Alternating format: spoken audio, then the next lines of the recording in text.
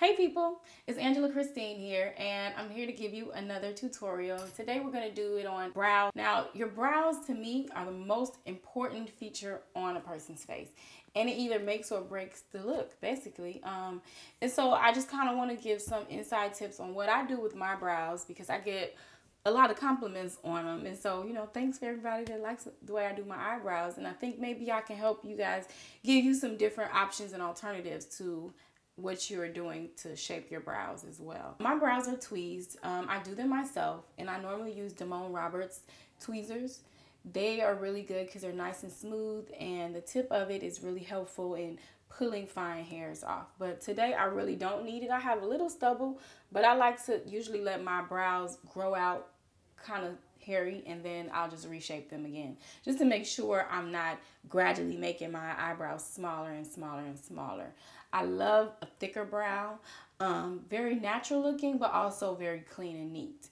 So today I'm going to use a little bit of makeup. I've already, kind of spruced up my face a bit. I dusted it with some pressed powder, and I did a little contouring around my cheeks and nose, and then I did some a little warm blush around my cheeks. So that's basically it for me. I'm going to work in a little bit, and my hair, I'm not really going to worry about my hair today. It's going to be a busy day, but I do want to feel good about my look. So brows and lashes is a great way to spruce up your look. If I might decide to put in a ponytail, who knows what I'm actually going to do, but I know I'll feel better about my face at least with that extra addition. So let's get started. So what I'm using today is a shadow palette by Kat Von D. I got this from Sephora, and it basically is the Beethoven series of colors, which are a little bit darker and more dramatic. But the one that I'm going to use is a natural brown, and my actual brows are lifted up to the same color as the base of my hair color. I wouldn't recommend you do that yourself, but if you do and it's too light, it's okay because you can always just fill it in. So what I'm going to do is use a small tip brush, and the brushes on here are very short, and there are a lot of hairs in here, so it's not going to spread. It's kind of going to give an exact detailed line to the brows. So that's what I'm going to do first. I'm just going to go in and dust off a little bit, and then I'm softly just going to fill in the space.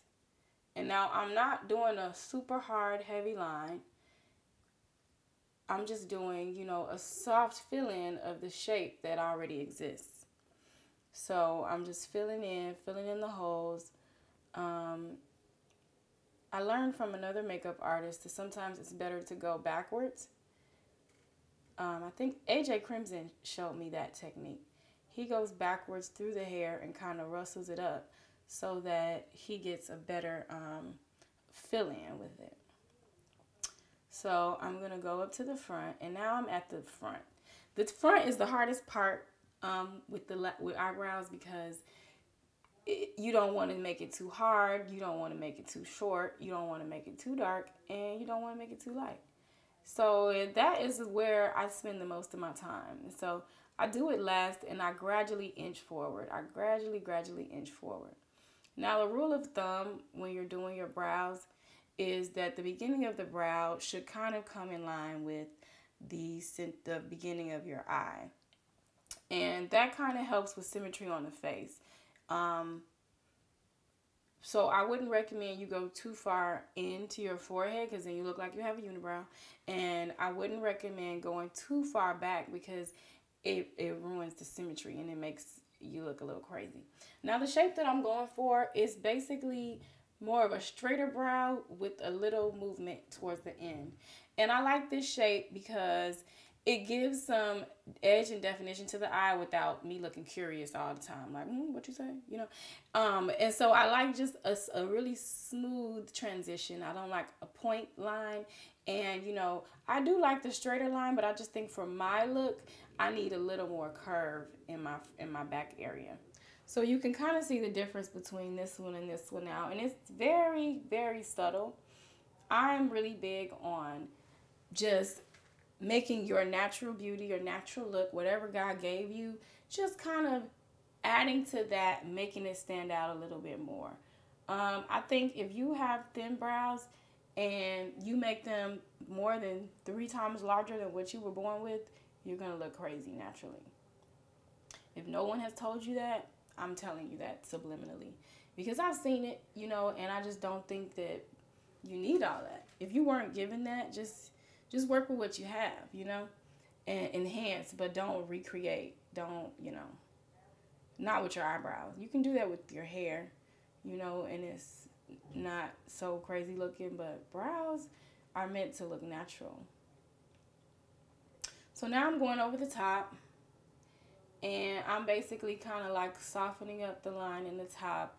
I'm taking away a little bit of thickness there, and I'm lightly blending.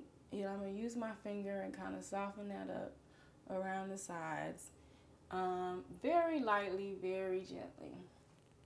So now you see I kind of took it down just a little bit to that. And I like the shape of that. Sometimes I end up doing them a little thicker, sometimes not. But since I have more of a natural, like free-flowing look today, I don't think I need this much brow.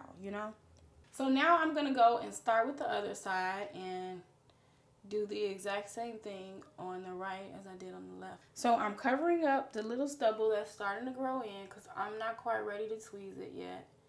And then I'm going over my line, basically softening up my line, making it a little smaller, a little thinner. So there you have that. Oh, now I see some disconnection between the color and the highlighter.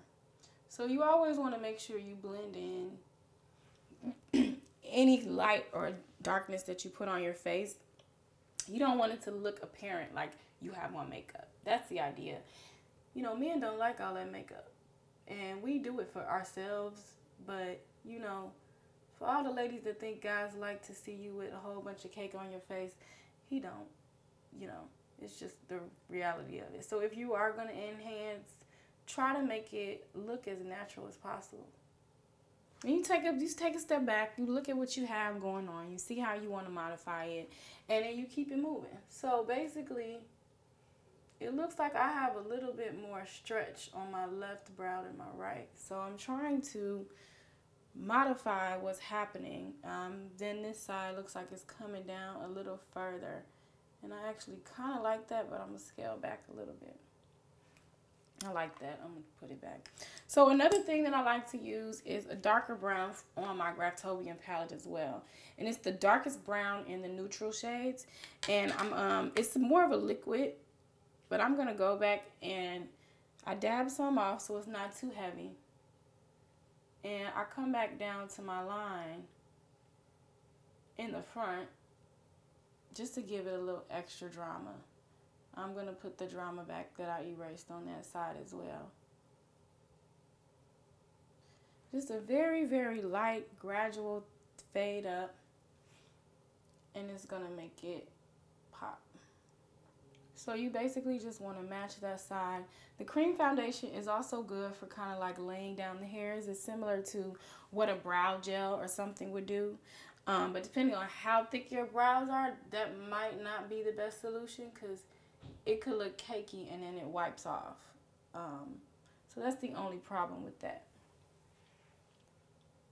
So the last thing I do is I kind of like to round the front of my brows slightly. And what that does, it kind of takes away that hard illusion of that solid line like you took an eyebrow pencil and just drew on top of your face. That is never a good look. And I'm not saying that you can't use an eyebrow pencil and achieve the right look for your brows. I'm just saying that powder is a little softer, and a lot of times when you see those hard drawn on brows, it's because they used a pencil and they didn't brush it in or blend it in. So the last thing that I'm going to do is basically just brush my brows up and away in the direction that they are meant to go. And that's kind of going to break up the line, and make it look really natural, almost as if I never did anything to them in the first place. And I woke up and they just happen to look like this. We want to keep it very simple and as natural looking as possible. All right, I am happy with that. Yep. Lastly, since I did a little contouring around my eyes and my forehead, I'm going to take a brush. This is a medium sized like blending brush. I use it for blush, but I'm basically just going to like brush a little bit so that the foundation concealer that I use isn't like sitting on top. Just blend it in, very natural. Boom, boom, bam. All right. So now there you have it. If you go back to the beginning of the video, you see what I started with and you see what I have now. It's a pretty dramatic difference, but you would never know that I did that much to my brows. It takes a little time in the morning, but you know, sometimes it's worth it. So I hope that I was helpful, you know, to some of you today as far as creating the right size brow and shape for yourself. And if you have any questions, feel free to email me, feel free to tweet me, feel free to write on my Instagram, and it's all at Angela C Styles. Thanks for watching, and make sure you subscribe.